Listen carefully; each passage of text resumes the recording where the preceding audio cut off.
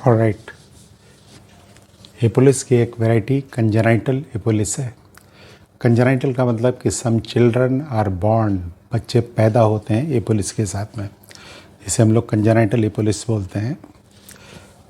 और इनको जब रिमूव किया जाता है, नॉर्मली जो कंजेनाइटल एपोलिस होते हैं तो इफ़ दे आर स्मॉल, अगर छोटे होते हैं जैसे 1 सेंटीमीटर साइज़ का डायमीटर है, स्मॉल है, तो कुछ समय के बाद उसमें स्पॉन्टेनियस रिजोल्यूशन होता है, अपने आप ठीक हो जाता है। लेकिन कभी कभी दे आर बिग इनफ, बड़े होते हैं ये, और जब ये बड़े होते हैं तो इन्हें सर्जिकली रिमूव करना होता है। बिकॉज अगर बड़ा एपोलिस है, अगर तो बड़ा एपोलिस जो होता है बच्चे को फीडिंग में, यानी बच्चा जो दूध पीता है, फीड करता है, उसमें डिफ़िकल्टी क्रिएट करता है, तो it has to be surgically removed. तो इसे सर्जिकली जब रिमूव किया जाता है, उसका माइक्रोस्कोपिक एग्जामिनेशन किया जाता है, तो इसमें ग्रेनुलर सेल्स दिखाई देते हैं। मैंने कुछ ऐसे सेल्स इसमें बहुतायत में होते हैं, बहुत सारे सेल्स होते हैं इस एपोलिस में जो दानेदार ग्रेनुलर दिखाई देते हैं। ये ग्रेनुलरिटी जो होती है सेल्स के अंदर में बहुत ज़्यादा लाइसोसोम्स होने की वजह से होता है जो, राइट। सो इसका या तो अपने आप ही ठीक हो जाएगा, स्मॉल होगा, या फिर अगर बहुत बड़े साइज़ का है तो इसका सर्जिकल रिमूवल होता है इसका।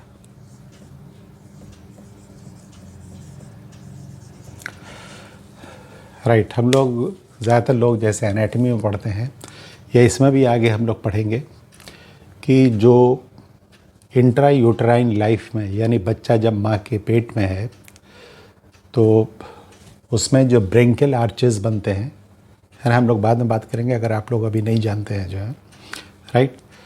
तो उसमें दांत, डेंटल यानी टूथ, एंड पेरीओडोंटल स्ट्रक्चर यानी दांत के चारों तरफ के जो स्ट्रक्चर्स हैं, जैसे हम लोग ग्रीन रंग से जो हमने बनाया, जैसे सीमेंटम कहलाता है ना, और बोन है, अल्वेलर बोन है, गम है, मसूड़ा है, ये सब बनते हैं एपिथेलियल सेल से और मीजेनकाइमल सेल से बनते हैं।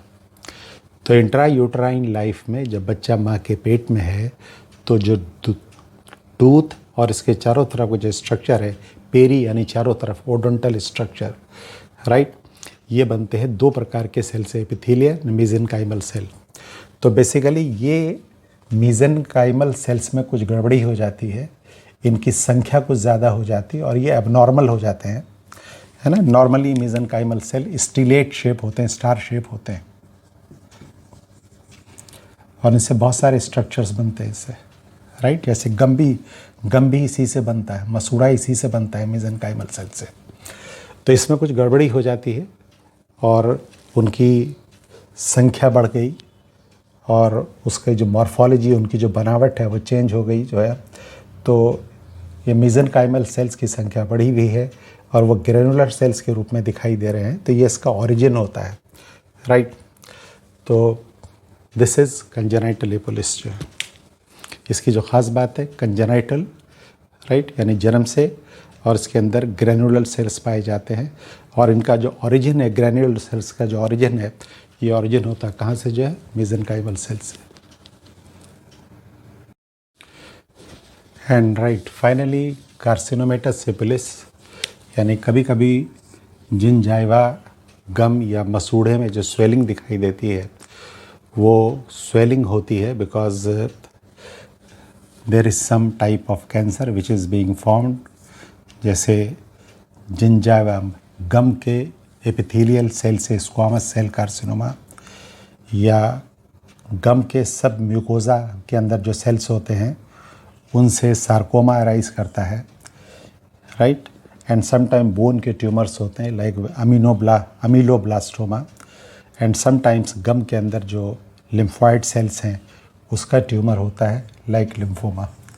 तो ये सारी चीज़ें हम लोग पढ़ते हैं, जैसे हम लोग कि ये squamous cell carcinoma, sarcoma, ameloblastoma, lymphoma, ये सब बातें हम लोग अलग से पढ़ते हैं ट्यूमर के बारे में जो है। तो ये था एपोलिस के बारे में। तो एपोलिस का इम्पोर्टेंस आपको हमने बता दिया कि एपोलिस बेसिकली रिएक्टिव ग्रोथ है। फिर से समझ लीजिए, that is important, reactive growth, यानी किसी वजह से इंजरी है, टिश्यू डैमेज हुआ है, रिपेयर हुआ, टिश्यू ज़्यादा बन गया, उसकी वजह से स्वेलिंग हो गई जो, उसकी वेराइटीज़ आपको बताई, लेकिन every swelling which is formed on the gum is not epulis. Sometime उसके कुछ सीरियस कॉजेज़ भी होते हैं, इसीलिए हम लोग इस बात को पढ़ते हैं। अदरवाइज़ तो ये डेंटिस्ट का काम है, लेकिन जो जनरल प्रैक्टिशनर है वो एपोलिस को समझते हैं, डायग्नोस करते हैं और इसको प्रॉपर डेंटिस्ट को, डॉक्टर को रेफ़र कर देते हैं ताकि इसका सही इलाज कर सके जो, राइट। तो you know that we can not treat every disease.